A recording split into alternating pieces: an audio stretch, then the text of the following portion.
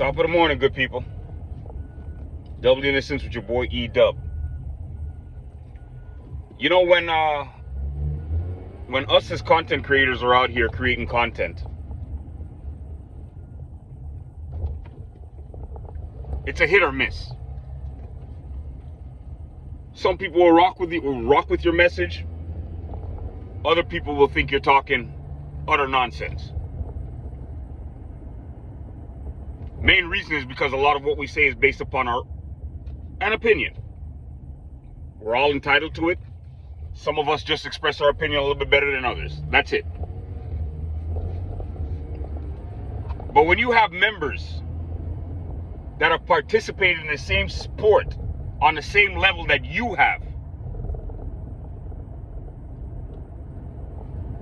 and they basically echo the same message that you're out here saying, to me it hits a little bit different. Stephon Marbury.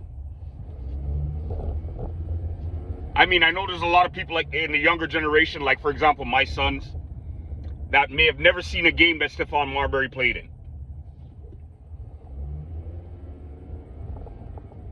But understand something, just because of the simple fact of the matter that there's a possibility you guys didn't get to witness these individuals participating in games, doesn't mean that they got to be treated any different than the way in which you want to treat any of the superstars that you know right now. Because I want to tell you that Stephon Marbury was a beast back in the day when he played. He was a bad, bad man. Especially when he played out there in Minnesota with Kevin Garnett. So, these guys have the right to have an opinion. They have a right to say whatever they feel they need to say. But they also deserve the respect where you don't have to agree.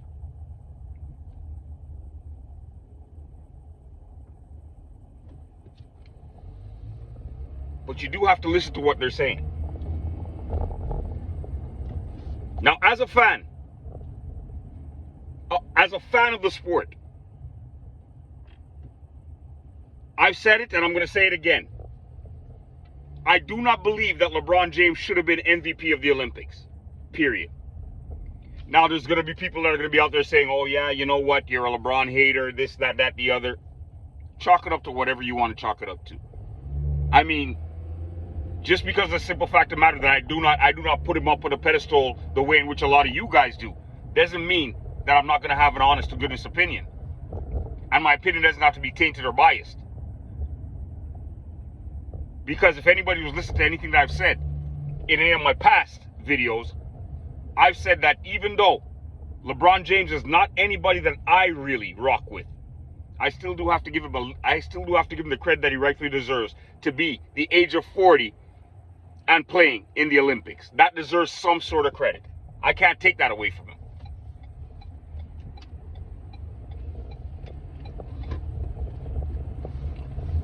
Whether or not I believe that he's being assisted with certain supplements in order to be able to do what he's doing right now is a story for another day.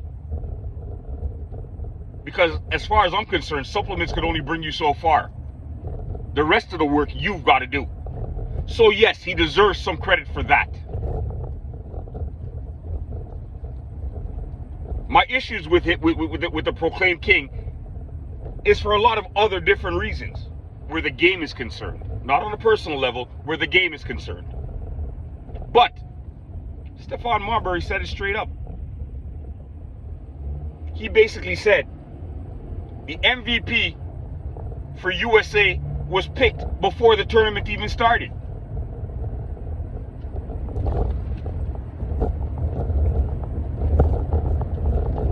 Because I'm a firm believer, now that the tournament has actually been played, where we could actually sit down and dissect certain things, and logically speaking, I ask each and every one of you guys this one question. I've asked my nephew this question because he's a LeBron supporter, and he's yet to give me an honest answer yet. So I'm going to ask you guys. Now that this tournament has been played, and we see what the outcome was. If LeBron James was not a member of this team, it's the exact same team without LeBron James, would USA have won the gold medal? Be honest now.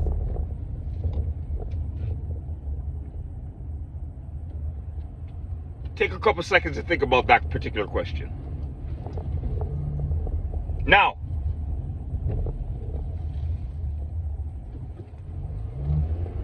without Steph Curry on this team,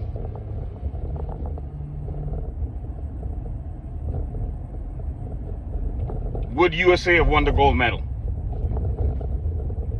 I mean, it's a very simple answer. We do agree that they needed Steph Curry in order to come back and beat Siberia, yes? Because they were losing to Siberia the entire game. Steph Curry was the one that got hot at the right time and saved USA in order to move on to the gold medal, yes?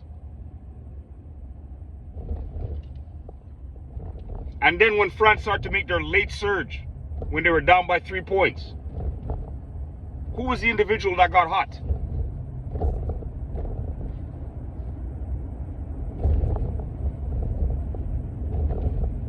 I understand people want to talk about LeBron James's triple-double, his triple-doubles, and how he won the game-winning shot against South Sudan.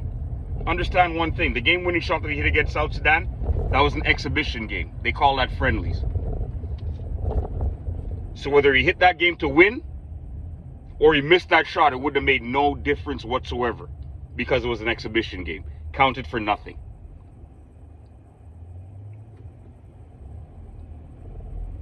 Now, to debunk your other argument about his triple-doubles, understand something.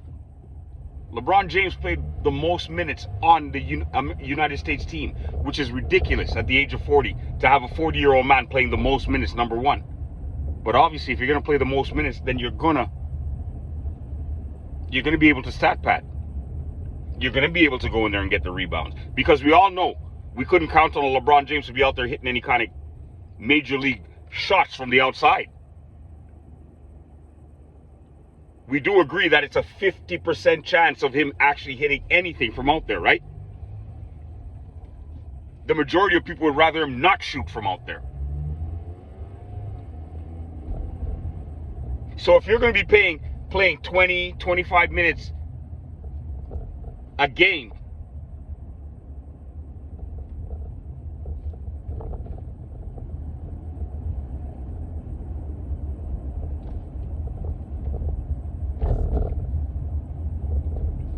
think about it.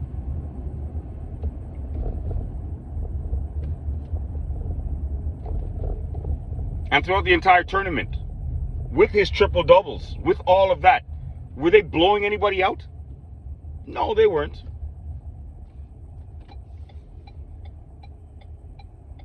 Logically speaking, with all of that talent on one team, should any one player be soaking up 20 to 25 minutes?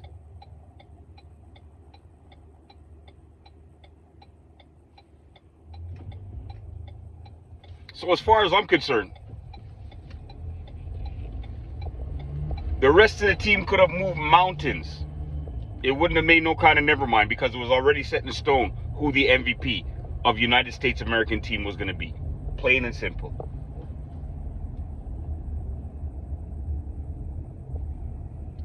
Am I 100% upset at that? You know what? Believe it or not, I'm not. I mean,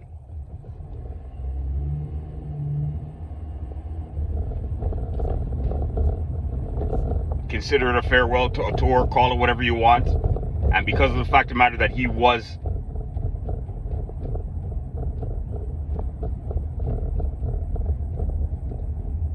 the eldest veteran on that squad, because of the mere fact of the matter that he's done something that I don't think anybody else has ever done, where he's gone to 3 different Olympics. Like I said before, he deserves credit for that. So if the way that they reward him is to give him MVP, so be it. I'm not upset at that. I just don't think it was given to the right person. And I think when you continue to do stuff like that, MVP starts to lose its true meaning.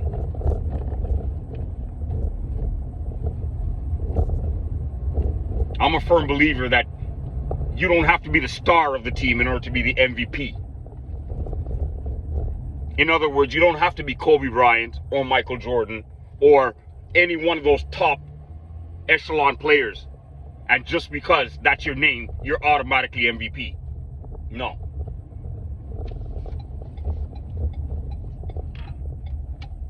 Like, I'll give you guys a perfect example. When the Syracuse Orangemen won their NCAA championship with Carmelo Anthony, even though Carmelo Anthony was the most dominating force on that squad, I believe in that particular game, the MVP was his running mate. Wanrick, I believe his name was. That was my guy. I loved his game.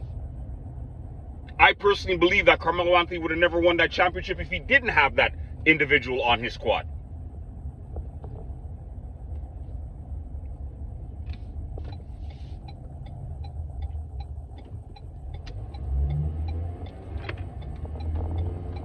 So it doesn't always have to go to the star.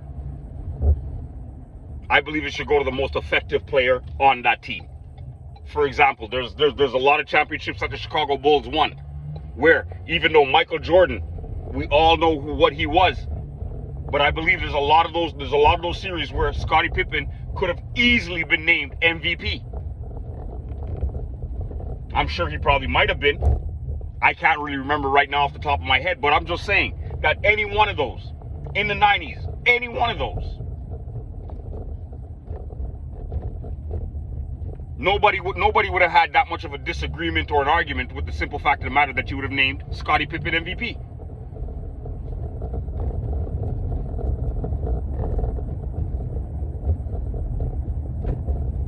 Because to me, MVP should be the player that has the most effect on that particular game. Or who made the most impact in a series. That's who the MVP should really go to at all times. Forget about the name on the back. It's all about the productivity we get to witness with our own eyes. We need to get back to that. So, all that to wrap it up and say, for the individuals out there that are saying that LeBron James did not deserve to be the MVP, I'm here to tell you guys you're absolutely correct. And for the individuals out there on the streets that are saying that LeBron James deserved the MVP, I'm also here to tell you that you are absolutely correct. As far as I'm concerned, there are no wrong answers where this is concerned. It's all based upon your own personal opinion. And on this particular topic, I think everybody's personal opinion is 100% accurate.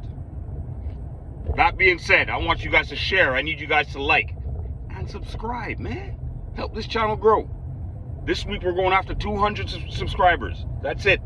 That's it. We stop playing games now. Doubly the Sense with your boy E-Dub is out. I want you guys to have yourself a blessed day. Today is Wednesday, people. Hump day. Have a good one.